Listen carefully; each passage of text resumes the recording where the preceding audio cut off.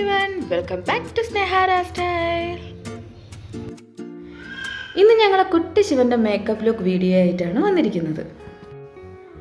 ആരവിൻ്റെ 5 ഇയേഴ്സിലും ഞാൻ ഇതുപോലെ ശിവനായിട്ട് ഒരുക്കിയ ഒരു വീഡിയോ ഇട്ടിട്ടുണ്ടായിരുന്നു. അത് 2 പാർട്ടായിട്ടായിട്ട്. ഒന്നെന്ന് പറയുന്നത് ജ്വല്ലറീസും ത്രിശൂലവും ഡമരുവും ഉണ്ടാക്കുന്ന ഒരു മേക്കിംഗ് വീഡിയോയും പിന്നെ മേക്കപ്പ് വീഡിയോ, കുറച്ച് ഡീറ്റെയിൽ ആയിട്ടുള്ള ഐ മേക്കപ്പും അതിൻ്റെ ടിപ്സും ഒക്കെ ആയിട്ടുള്ള ഒരു മേക്കപ്പ് വീഡിയോ ഞാൻ ഇട്ടിട്ടുണ്ടായിരുന്നു.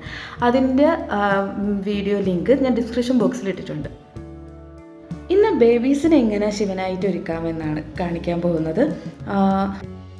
അതിന് ഫസ്റ്റ് നമ്മൾ ചെയ്യേണ്ട ഏറ്റവും പ്രധാനപ്പെട്ട കാര്യം എന്ന് പറഞ്ഞാൽ വയറ് നിറയെ ആഹാരം കൊടുത്ത് അവരെ ഉറക്കുക. എപ്പോഴും ഉറക്കുന്ന സമയത്ത് നിന്നും ഒരു അരമണിക്കൂർ ലേറ്റായിട്ട് ഉറക്കാൻ നോക്കണം. അപ്പോൾ നല്ല ഡീപ്പ് സ്ലീപ്പ് കിട്ടും.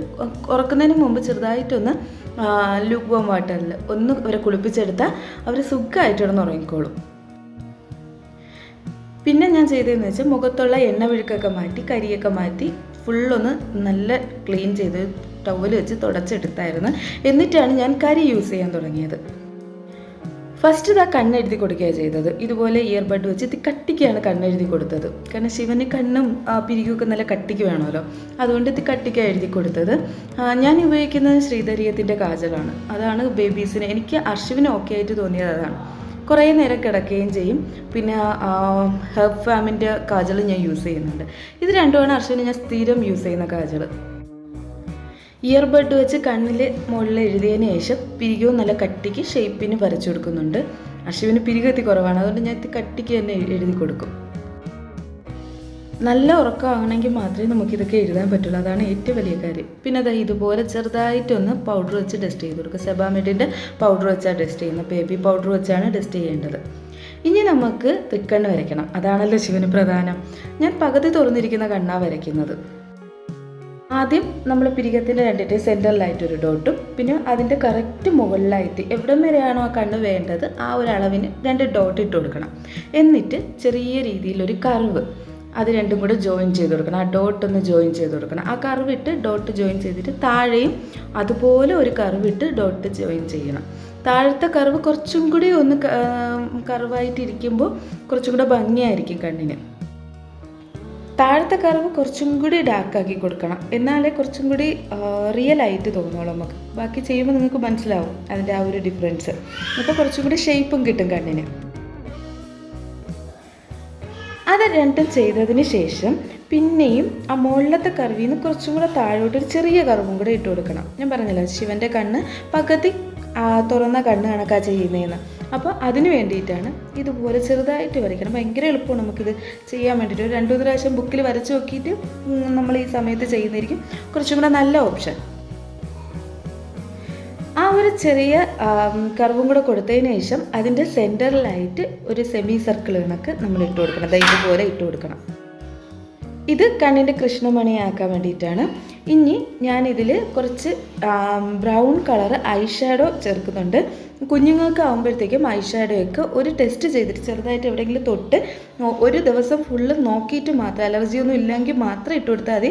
അല്ലെങ്കിൽ ചെറുതായിട്ട് ഒന്ന് കറുപ്പിച്ച് ഒന്ന് ചെറിയൊരു കറുത്തൊരു ഷെയ്ഡ് കൊടുത്താൽ മാത്രം മതി. കുഞ്ഞുങ്ങൾക്ക് യൂസ് ചെയ്യുന്ന ബേബീസിന് യൂസ് ചെയ്യുന്ന ഏതൊരു പ്രോഡക്റ്റും നമ്മൾ ജസ്റ്റ് അത് പാച്ച് ടെസ്റ്റ് ചെയ്ത് ഓക്കെ ആണെങ്കിൽ മാത്രമേ ചെയ്യാവുള്ളൂ. ഉടനെ നമ്മൾ വാങ്ങിച്ച ഉടനെ അവർക്ക് ഇടാൻ നോക്കരുത്.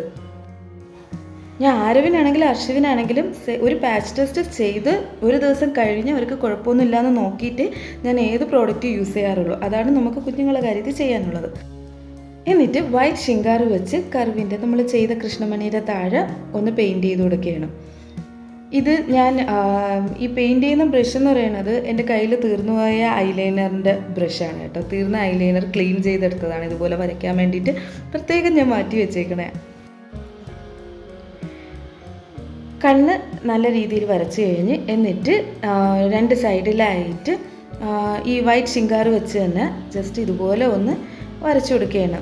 ഒരു ഭസ്മം വെച്ച് വരച്ചാലും മതി, അല്ലെങ്കിൽ ഇതുപോലെ ശിങ്കാറ് വെച്ചാലും മതി. ഭസ്മം വെച്ച മെയിൻ പ്രശ്നം എന്ന് പറയുന്നത് അത് ഉണങ്ങിയാലും പിള്ളേർ തൊടുമ്പോഴത്തേക്ക് അതങ്ങ് സ്പ്രെഡാവും. ഇപ്പോൾ ശിങ്കാറാകുമ്പോഴത്തേക്ക് ഇത് ഉണങ്ങിക്കഴിഞ്ഞാൽ പെട്ടെന്ന് അങ്ങ് സ്പ്രെഡ് ആവത്തില്ല. പിള്ളേർ അറിയത്തു പോലുമില്ല നെറ്റിയിൽ അത് കിടക്കുന്നത്. അതുകൊണ്ട് കൂടുതലും ഇതുപോലെ ശിങ്കാറ് യൂസ് ചെയ്യുന്നതാണ് നല്ലത്. അങ്ങനെ നമ്മളെ ശിവൻ്റെ തൃക്കണ്ണ് വരച്ച് കഴിഞ്ഞു. ആരവിൻ്റെയിൽ ഞാൻ കുറച്ചും കൂടെ ഡീറ്റെയിൽ ആയിട്ട് ചെയ്തിട്ടുണ്ടായിരുന്നു. ഐലാഷസ് ഒക്കെ വെച്ച് കുറച്ചും കൂടെ നല്ല റിയലിസ്റ്റിക് ആയിട്ടിരിക്കുമായിരുന്നു ആ വീഡിയോസ്. അത് നിങ്ങൾക്ക് കാണണമെങ്കിൽ ഞാൻ ഡിസ്ക്രിപ്ഷൻ ബോക്സിൽ ലിങ്ക് ഇട്ടേക്കുന്നുണ്ട്, അത് നിങ്ങൾക്ക് എടുത്തൊന്ന് നോക്കാം.